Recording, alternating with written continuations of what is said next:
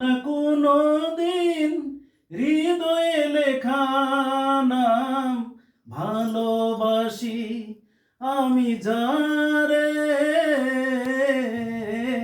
পাথরে লেখা নাম হয়তো মুছে যেতে পারে। পাহাড়ের কান্না ঝর্ণা হয়ে সাগরের সাথে মিশে রয়। হৃদয়ের কান্না কেউ তো দেখে না, হৃদয়ের মাঝে জমে রয়। বিরহে গড়া মন হারিয়েছি কখন গুপ্ত চূড়ার বালুচরে,